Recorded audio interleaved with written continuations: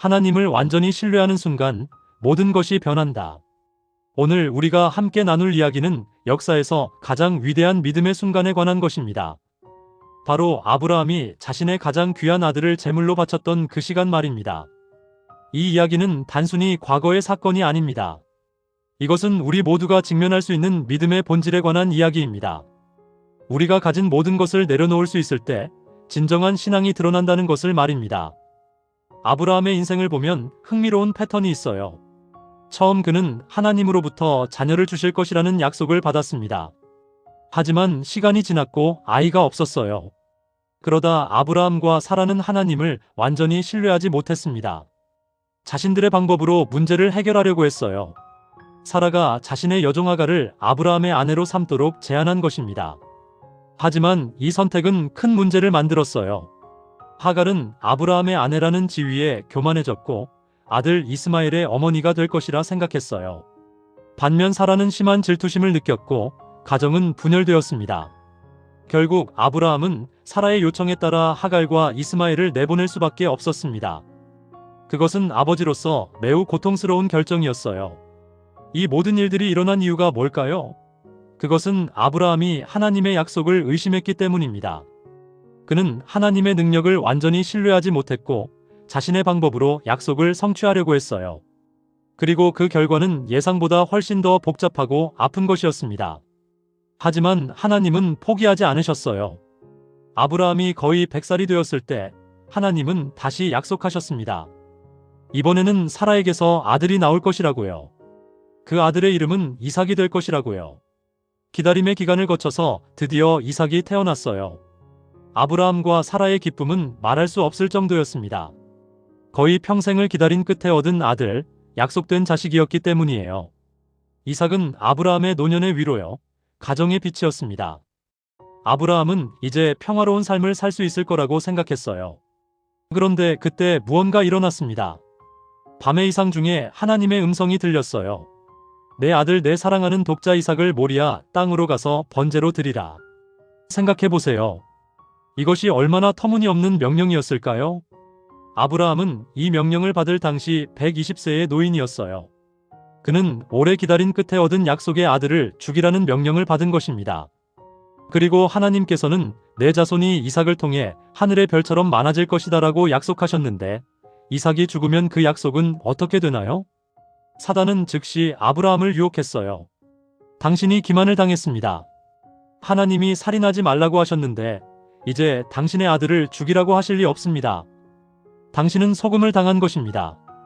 하나님의 율법에 나타난 모든 이유들을 들고 의심의 씨를 심으려고 했어요. 아브라함은 장막 밖으로 나가서 하늘을 바라봤어요. 그는 근 50년 전에 받은 약속을 기억했습니다. 하늘의 별들처럼 셀 수 없는 자손을 주시겠다는 약속 말이에요. 그리고 그 순간 그는 심각한 선택 앞에 서게 되었어요. 자신의 이성과 논리를 택할 것인가, 아니면 하나님을 완전히 신뢰할 것인가? 이것은 얼마나 큰 시험이었을까요? 우리 중 누가 자신의 아들을 제물로 바칠 수 있을까요? 아마 거의 불가능할 거예요. 하지만 아브라함은 결정했습니다. 그는 일어났어요. 날이 밝아오자 그는 이삭을 불렀어요. 여행 준비는 빨리 끝났습니다. 나무를 준비했고 불과 칼을 가지고 함께 모리아 산으로 올라갔어요. 이것은 아브라함이 경험한 것 중 가장 긴 하루였을 거예요. 아버지와 아들은 말없이 함께 걸었습니다. 아브라함의 마음은 비명을 지르고 있었어요. 사라를 깨워서 아들을 한 번 더 안아볼까 생각도 했어요. 하지만 그러지 않았습니다. 모성애가 이 끔찍한 의무를 거절할 것을 알았으니까요. 산 위에서 이삭이 물었어요. 아버지, 우리가 번제할 어린 양이 없는데요? 오, 얼마나 무서운 순간이었을까요? 내 아버지여라는 그 사랑스러운 말이 아브라함의 가슴을 찔렀을 거예요. 하지만 그는 대답했습니다. 아들아, 번제할 어린 양은 하나님이 자기를 위하여 친히 준비하시리라. 지정된 장소에서 그들은 제단을 쌓았어요. 그리고 아브라함은 떨리는 목소리로 하나님의 기별을 아들에게 알렸습니다. 이삭은 두려웠지만 저항하지 않았어요.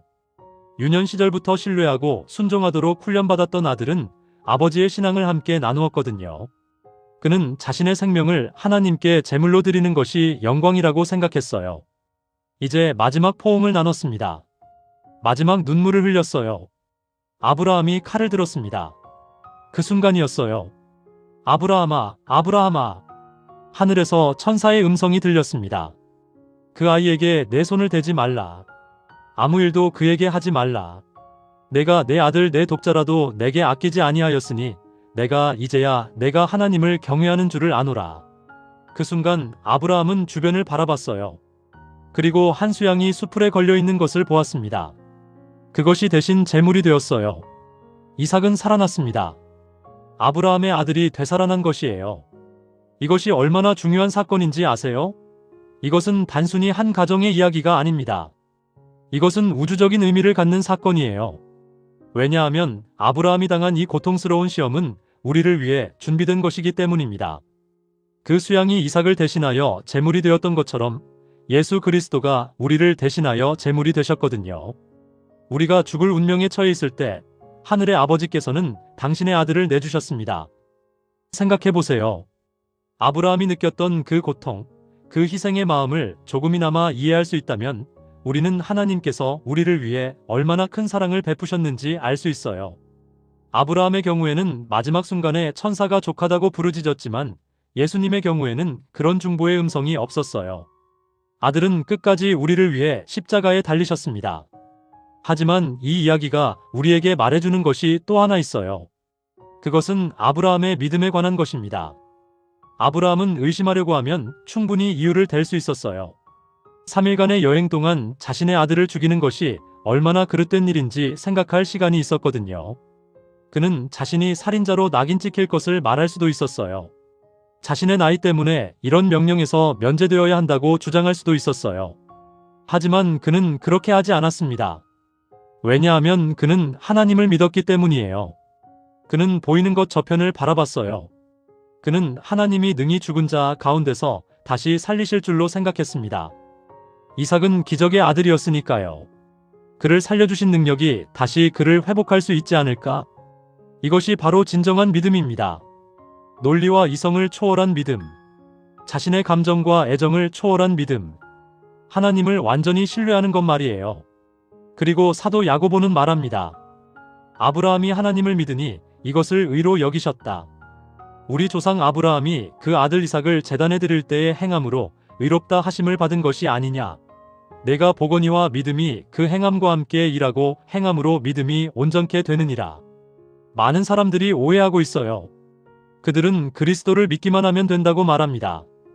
율법을 지킬 필요가 없다고 말하죠. 하지만 진정한 믿음은 순종을 통해 나타나야 해요. 행함이 없는 믿음은 죽은 것입니다. 아브라함의 신앙을 보세요. 그것은 말이 아니라 행동으로 증명되었어요. 하나님을 두려워하는 마음으로 그는 자신의 가장 귀한 것을 내려놓을 수 있었습니다. 그리고 여기서 우리가 배워야 할 것은 무엇일까요? 첫째, 우리는 우리의 방식으로 하나님의 약속을 성취하려고 하면 안 된다는 것입니다.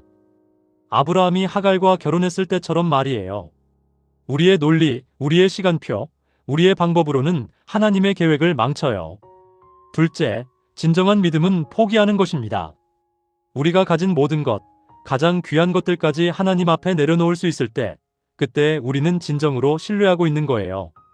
셋째, 우리의 믿음은 행동으로 증명되어야 한다는 것입니다. 아브라함은 말하지 않았어요. 그는 했어요.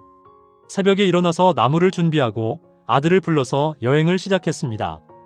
그 행동 속에 그의 믿음이 있었어요. 결국 이 이야기가 우리에게 전하는 메시지는 이것입니다. 하나님을 완전히 신뢰하는 순간 모든 것이 변한다는 것. 아브라함은 자신의 모든 것을 잃을 것이라고 생각했어요. 하지만 결국 그는 더 큰 축복을 받았습니다. 하나님은 그를 통해 하늘의 별과 같고 바닷가의 모래와 같은 큰 민족을 만드셨거든요. 그리고 그 축복은 모든 세대에 걸쳐 계속됩니다. 우리도 마찬가지예요. 우리가 우리의 가장 귀한 것을 하나님께 내려놓을 때 우리는 더 큰 축복을 경험하게 될 것입니다.